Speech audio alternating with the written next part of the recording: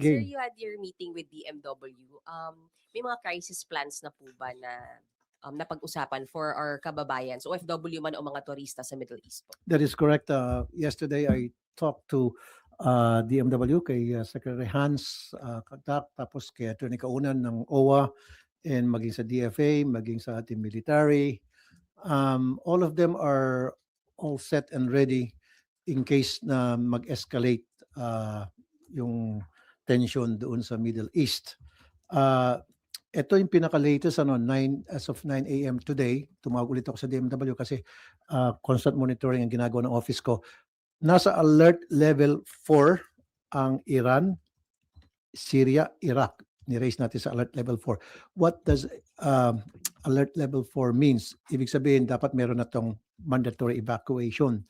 So, I've learned na nasa Malacanang ngayon ang DMW, DFA, OWA at pinag-uusapan kung paano ma-repatriate itong mga kababayan natin na nasa sabing mga lugar. And then alert level 3 ay yung sa Lebanon. So what does it mean? Ibig sabihin voluntary. So doon sa mga gustong magpa-repatriate, then all they need to do is contact our embassy or our DMW at meron naman tayong hotline. Nasa yung hotline number natin? It's 1348. That's the hotline for everybody. Whether ikaw ay OFW o hindi, naipit ka doon sa sabi mo lugar, you can always contact that number. +63 1348. Okay. And then sa Israel is alert level 2. So ibig sabihin, ito ay parang restricted ka dapat sa iyong workplace o kung saan ka man naroon. And then sa alert level 1 is Jordan. So alert level 1 means warning lang, ingat ka dyan at kapag may problema, just contact us. And then walang alert levels, Kuwait, Oman, Bahrain, and Qatar, and UAE. And as we all know naman, merong casualty na unfortunately, nakakalungkot. Si Mary Ann Velasquez de Vera, isang caregiver sa Basista, Pangasinan.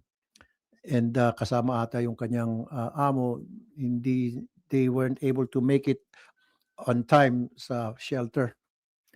Anyway, my office have already contacted the relatives of Miss Mary Ann para magbigay ko anumang tulong nararapat.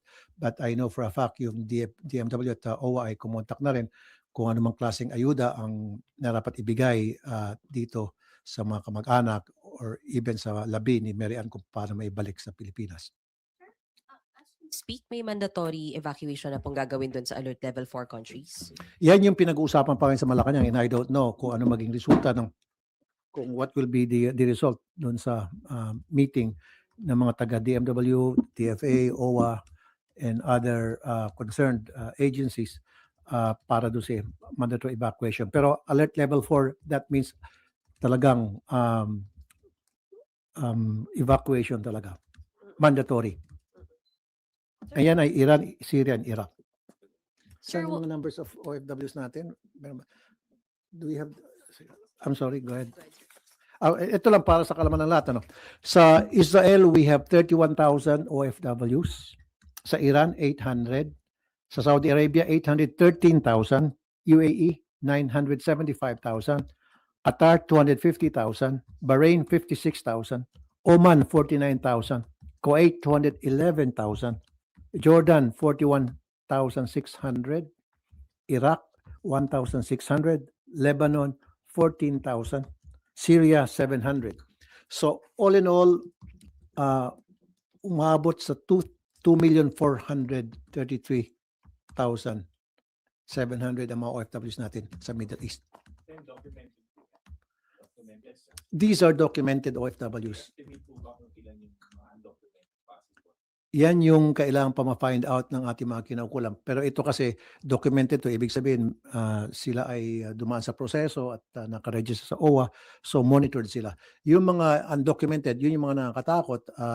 Yan yung isang concern ko rin na kailangan mag-reach out yung ating mga taga-DMW, especially MWO, mga offices natin, para alamin kung sino yung mga undocumented. Whether they're undocumented or not, they should be given the necessary help from our government. Maging yung mga turista. Not only yung mga OFWs, dapat pati mga turista natin na naipit doon, kailangan din pagtuunan ng pansin nating gobyerno. Sir, sabi niyo po nag-uusap din kayo sa military, sir? Tama ba? Yes. Why, sir? Ano pong napag-usapan doon? Sa military, in terms of transport, tinanong ko, sabi ko, in case, kasi may mga airspace na open pa rin, na pwede naman puntahan para sa evacuation natin mga OFWs.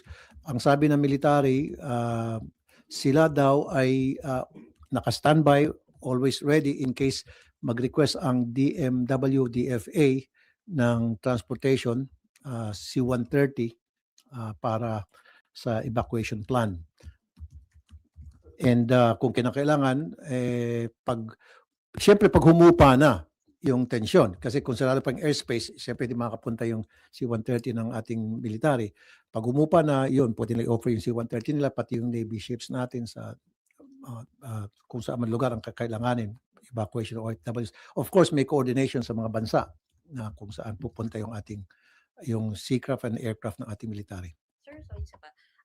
Ano yung nakikita niyong implication dito sa Pilipinas naman, sir?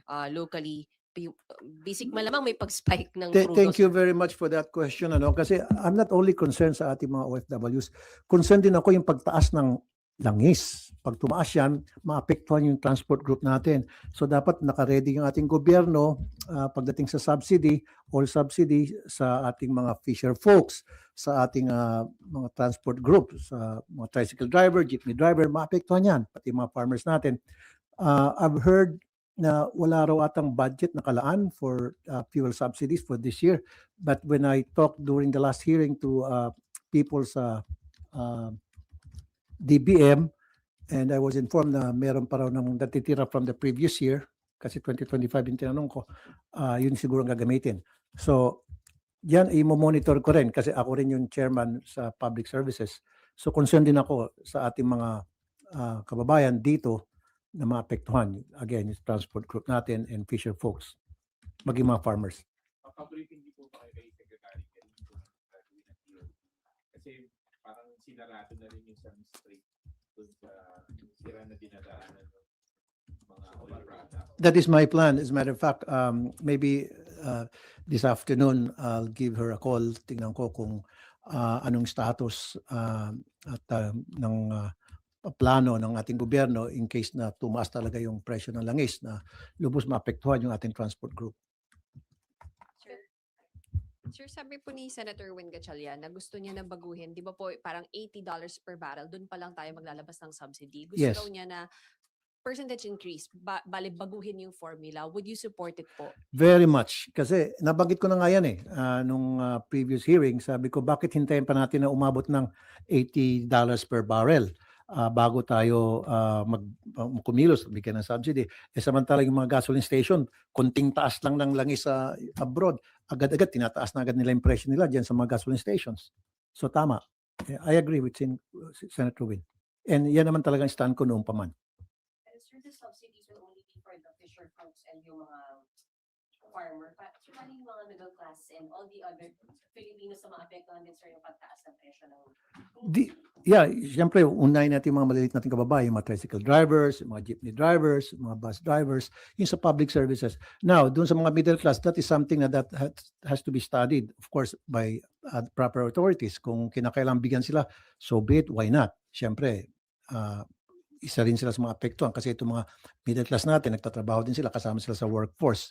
Now, kung hindi natin sila bigyan ng subsidy, baka ilan sa kanila hindi na makapagtrabaho, hindi na dahil hindi makapunta sa trabaho dahil masyadong mahal ng langis. It's a possibility. Kayo rin, di ba? Kaya dapat mabigyan kayo ng subsidy rin. Why not? Mahalaga din kayo sa media dahil kapag wala yung media, paano pa malaman ng taong bayan kung ano nangyari sa mundo? Di ba? Sir, do you see US tension, I'm sorry. being extended for a long time? How will this affect us, sir, kung tumagal pa tong tension na ito?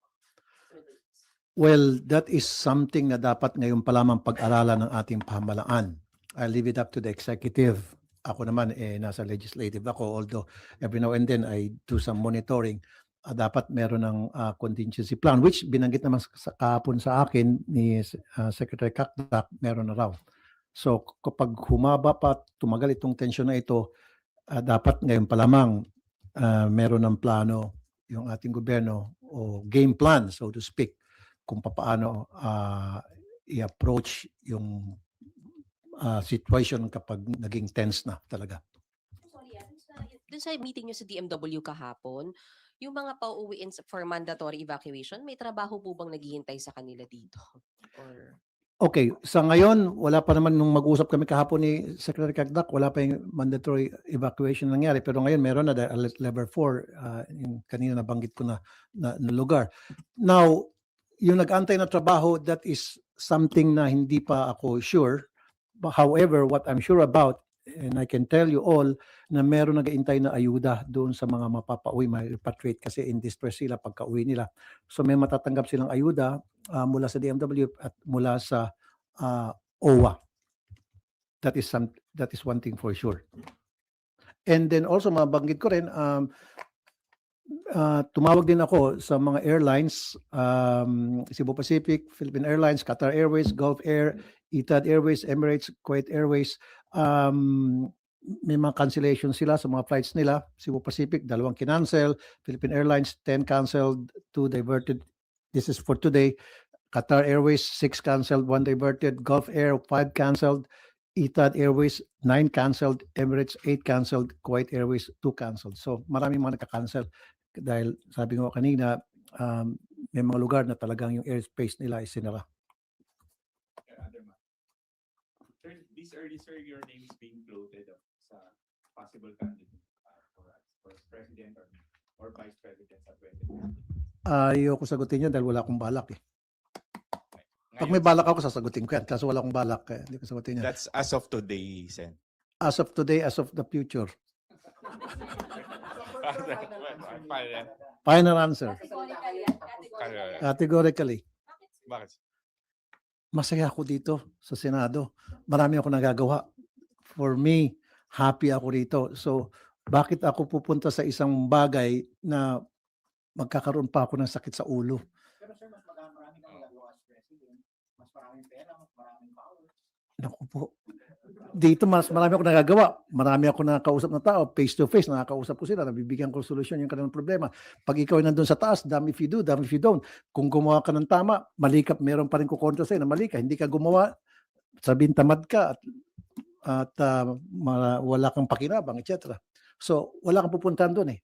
Samantalang di sa Senate, low-key lang tayo at ginagawa lang natin trabaho natin at natutuwa naman ako dahil nakikita ko naman yung response ng mga natutulungan natin, nagpapasalamat. So, I'm happy. You have no plans at present and in the future, but are there groups already contacting you, conversing with you, encouraging you to run, sir? Yeah, of course. Pero I told them upfront, no. Anong offer sa inyo, sir, for president? Ang encourage kayo? No. Ko talaga. Yeah, may mga nagsasabi ng pwede ka dito, pwede ka dito. Sabi ko, I'm sorry, salamat sa tiwala, pero no. Flat no agad. Sir, re-election is... I don't think so. I don't think so. Sir, sa ngayon, re-election ang... Yes, yun lang target ko. Ma-re-elect lang ako. Happy na ako. Makapagtrabaho muli. is VP Sara Tuloy-tuloy. among those who asked you to be VP for her for 2020? No. No. VP Sara did not ask you, did not Never. offer you anything, sir. Never. What about President Marcos, sir? Never. Sure. I'm sure. More than sure. Yung mga nagsabi sa akin, yung nasa private sector yon. Yung kumbaga nagrekomenda lang, pero wala nagsabi na, uy, tumakbo ka, akong bahala sa iyo, tulungan kita, wala. Yun yung mga nakipag-usap sa akin, parang nagrecommend lang, parang suggest. What if? Yon. Tapos sinasabi ko, pasensya na, ayoko. Political parties, sir. Basta't mga private individuals. Yun lang yun. Mga nakausap ko. Okay? Kahit pa magkaroon ng signature drive o ano. Wait, Kasi marami kasi gumagawa ng No, wala talaga akong balak. Like I said, I'm very happy dito sa Senado. Bakit pa ako pupunta sa isang sitwasyon na hindi ko sure kung anong mangyayari doon. Baka mamaya hindi ko ma-meet yung expectations nila. Ayoko naman na pag-retire ko, uga-uga na ako, may sakit ako, nasa kulungan ako. I don't want that to happen to me. Gusto ko pag-retire ko, malakas pa rin ako, nakakapag-bakasyon, maalagaan ko mga apo ko, yung mga ganon. Tama ba, sir, 2028 you'll be up for re-election. Yes, up for election ako So 2028. that one you can say to us that you will Ah, be yeah, running for yeah, re-election. of course. Definitely. I will run for re-election. Yan, itaga nyo sa bato. I will run for re-election sa 2028 as senator. Yun. Yung nakaraan po meron kayong suspicion na baka yung isang company na supposedly bumibili ng prime water and product na. May update na kayo sir, regarding Yes, that's why we're gonna have another hearing para ipatawag yung mga dapat patawag para alamin natin kung talaga may kakayahan yung bumili ng prime water na magpatakbo ng maayos ng water supplies ng different cities, municipalities, local water districts natin. No. Sir, na-check yun ba kung sino yung may-ari kumpanya na yun ang binabanggit nyo nasa May mga haka, 100,000? may mga haka-haka, may company na, pero yung main owners, kung sino yung mga personalities behind that, may haka-haka, pero gusto ko may documented bago tayo magsalita, bago tayo magbigay ng definite answers kung who are these people. Sir, yung pong affidavit nung 18 na mga ex-Marines, meron po kasing resolution si Senator Amy na imbestigahan dito sa Senado. Would you be supportive of that? Or the other side na meron po mga nagsasabi na bakit? Bakit natin gagawin dito? For me, honestly, I don't want to dignify yung mga tanong tungkol dun sa 18. Kasi I've monitored kay Ted Pailon ata to, na yung isang lawyer doon ng 18 Marines na inamin niya na meron siyang plinanta or pinasok or siningit lang doon na tao. Isang pagkakamali na agad yon. Tapos yung sabi ng military, hindi naman daw lahat ay members ng Philippine Marines at meron mga dishonorably discharged, etc. etc. So, ayokong pag-usapan. I don't want to dignify that kind of issue na lang. Ibang issue na lang pag-usapan natin. Sige, sir. Ngayon, I leave it up to dun sa mga gustong mag-imbestiga. Go ahead, imbestiga nyo. Pero ayoko makisaw-saw. Sige, sir, balik tayo dun sa presidential run. Oo, balik tayo dun, sir. Sir, yung sagot niyo pong no at present and in the future, that also goes for Senator Erwin. Nagkakausap kayo about it? Well, It's for not Erwin, like- I cannot speak for my brother. That I cannot speak for him. Baka magalit sa akin. Tanong nyo na lang siya. Basta ako, firm na ako dun sa stand ko na now and in the future, hindi ako tatakbo. Pero re-electionist ako, sure. Pero sir, saan po kayo tatakbo? Under admin or independent ba ulit? Independent pa rin ako. Yeah. Pero I will support doon sa nakita kong kandidato na katugma ng aking advokasya. So whether would that be admin or that opposition, depende kung katugmay ng advocacy ko, sa nakita ko na sincere talaga sila doon sa mga sinasabi nila at kaya nilang panindigan, then I will support that group or that candidate, whoever that is. So, sa ngayon sir, wala pa nakikitang ganun na kandidata. Well, may mga nagsasabi, hindi pa naman kumpleto. Sino pa nagde-declare? Si BP Sara, si Sen BP Sara lang? Si BP Sara. Well, ito yung masabi ko.